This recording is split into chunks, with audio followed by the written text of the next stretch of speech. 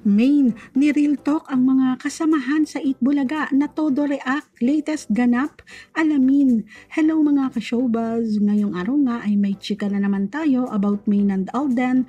But before we start, please click the subscribe button para lagi kang updated sa araw-araw na kaganapan kina Main at Alden.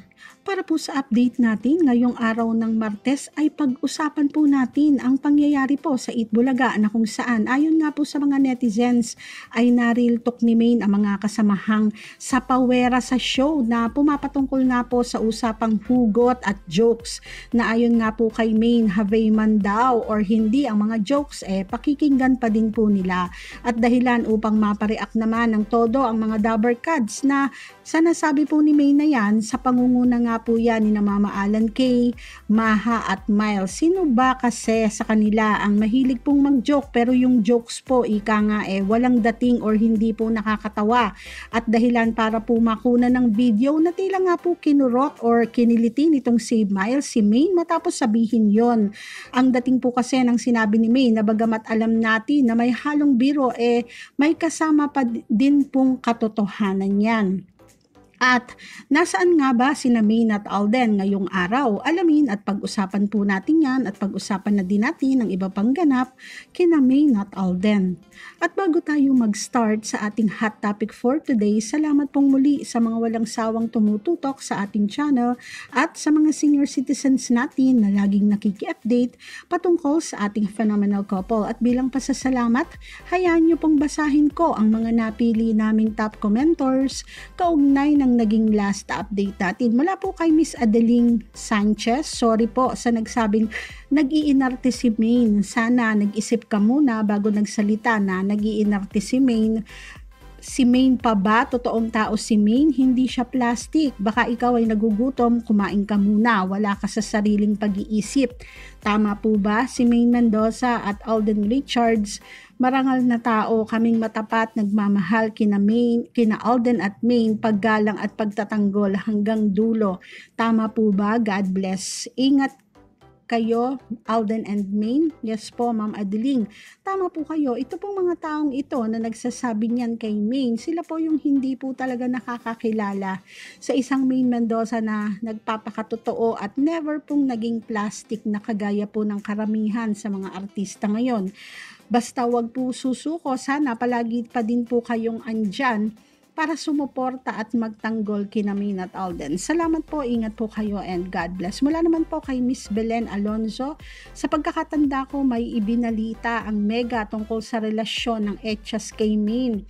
Hanggang hindi nangyayari, hindi ako maniniwalang magkakapareha sa gila sila Alden at Main. Si Bea ang ipapareha kay Alden dahil may TS sila at si Main ay ipapareha sa matanda sa DG para sa naghihingalong show. Yes po, Ma'am Belen, pag ganyan po ang nangyari alam na po natin kung bakit kahit kumpirmado na sina Main at Alden ang magkakapareha doon ay hindi pa din po mangyayari. Malinaw na ginawan po talaga ng paraan yan para lang wag silang magkasama. Sa ngayon, wala po tayong magagawa kung hindi ang maghintay at mag-abang kung ano nga ba ang mangyayari po sa gala na yan. Salamat po, ingat po kayo and God bless. At panghuli, mula naman po kay Miss Marjas Lokyao, paanong babatiin yung matandang Maha na yan? Mga agaw ng BF yan. Kahit noon pa nababasa ko sa dyaryo, feeling sikat pa sa EB at hindi naman close si Alden.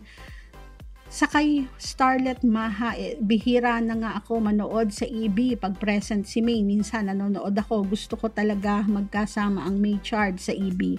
Thanks sa update, Ma'am theshowbuzz.net. God bless. Yes po, Ma'am Marges. Konting dasal pa po. At malay naman natin ay dinggin na po ang ating hiling na makita po ulit natin si Main at Alden sa Itbulaga. Wala naman pong imposible doon. Lalo pa po at pareho pa din naman po silang dabber cads. Tama po kayo, maaaring dahil nga po sa hindi naman po gaanong magkakilala si Alden at saka po si Maha, kaya po ganoon na lang ang ginawa po ni ni Alden na hindi po pagpansin kay Maha. Salamat po, ingat po kayo and God bless. Maraming salamat po Ma'am Adeline, Ma'am Belen at Ma'am Marja sa inyo pong mga comments at sa lahat po ng ating mga commentors. Maraming salamat din po sa patuloy na pagsuporta kina Main at Alden. Kahit pa nga magkahiwalay ang mga ganap nila, ay patuloy po kayong andyan at nagmamahal sa kanila. So eto na nga po. At pag-usapan na po natin ang mga latest updates kina Main at Alden. Unahin na po natin si Alden kung kahapon siya po ay nasa taping, malamang sa malamang po, ngayong araw ay may taping pa din po ito ngayon. Dahil ayon nga po sa aming nakalap na balita ay mukhang talagang pinipilit na po nilang tapusin ang taping at sa makikita nga po sa mga eksena kahapon na ginagawa nila. Ayon po doon sa mga nakapanood na dati ng startup, malapit na nga daw po ito sa pagtatapos ng taping nito dahil marahil ay para umabot po ito sa target date nito kung kailan po ito ipalalabas or isa din pong dahilan na nakikita riyan dahil nga po sinasabing may naka-line up pa din pong ibang projects para kina Main at kay Bea. Habang si May naman po ay maaga pa lang po ay nasa taping na ng Daddy's Girl. Ako, Daddy's Girl na naman. Sana lang ay ayusin naman po nila ang kanilang ipapalabas sa mga susunod na episode at huwag na sanang samahan pa ng Sarsuela nang sa gayon ay madagdagan naman po ang mga tatangkilik sa kanilang show habang present pa din naman si Main sa tape po ng Eat Bulaga ngayong araw na kinaaliwan nga naman po ng mga netizens. Ang si Main dahil nga po sa pagbibihis lalaki po nito as basketball player. Hindi ko po alam kung anong segment po nila yon, pero kung titingnan nga po si Main habang naka-basketball get up na maigsi po ang buhok habang may suot na cap na mapapagkabalan po talagang lalaki siya. Pero gwapong lalaki, ika nga, dahil ultimo nga po ang kilos nito ay gayang-gaya po ang sa panlalaking kilos. Alam naman po natin ang kakayahan ng isang Main Mendoza, kahit ano po yan, kayang-kaya niyang gampanan at gawin para ano pa at nabansagang Queen of Dub Smash kung hindi niya po mapoportray na ang pagiging isang tunay na lalaki. Samantala, usap-usapan naman po ngayon ang nangyari po sa Eat Bulaga pa din. Actually, kahapon pa po ito. Habang nagsasalita po kasi itong si Main ay may pagsabi po ito ng patungkol sa mga hugot at jokes na kahit nga daw po have man or hindi ay pakikinggan pa din namin yan. At sa narinig na po ito buhat kay Main ay ganun na lamang po ang naging reaksyon ng kanyang mga katabi doon sa pangunguna nga po ni Mama Alan Kay, Maha at Miles. May pagsabi pa nga po si Mama Alan Kay na pinariringgan mo ba kami? Sino ba naman kasi sa kanila ang mahilig pong magbitaw ng jokes pero ang jokes laging walay naman or hindi po have. Pag sinabi po kasing have, ibig sabihin good joke po or pasok po ang joke at may sense ang joke, habang pag walay naman ibig sabihin wala pong kwenta ang jokes. At sa pagre-react nga po ng mga ito sa sinabi ni May na yan, makikita po si Miles at Maha na tila nga po hindi po gaanong natawa sa sinabing ito ni May. Paano ba naman kasi, sino ba sa kanila ang bitaw po ng bitaw ng mga jokes, pero ang mga jokes nila wala nga pong kadating-dating at corny kadalasan, ika nga.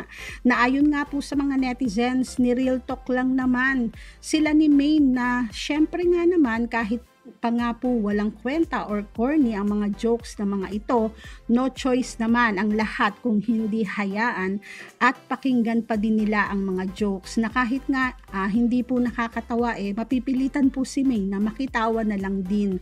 At sa eksena nga po nilang ito ay huling-huli naman po sa camera habang panay ang tawanan nila doon, makikita po ang kamay ni Miles na napunta at pasimpleng napunta sa may braso ni Main na hindi po malinaw kung kinurot ba niya ang braso ni Main or kiniliti niya po si Main. Pero kung makikita nga kasi ang naging reaction po ni Main sa ginawa ni Miles sa kanya, kahit po tumatawa ay tila nga po ininda ni Main ang ginawa sa kanya ni Miles na hinawakan niya po yung part ng braso niya doon at hinimas-himas. Kaya naman komento po tuloy ng mga nakapanood nito, di na napigilang kurutin ni Miles po itong si Maine dahil sa pagsasabi nito ng totoo na hindi naman po nila aminin at daanin man po nila sa tawa, tinamaan naman sila sa sinabing yun ni Maine.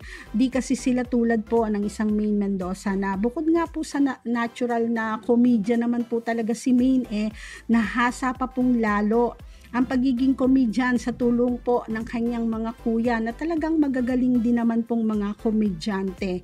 Yun ba namang ilang taon na sila, yung araw-araw na sila po ang magkakasama. Syempre, marami po talagang napulot at natutunan din si Maine sa mga kuya nito.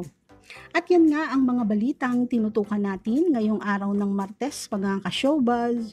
Please click the subscribe and bell buttons para sa araw-araw nating updates kina Maine.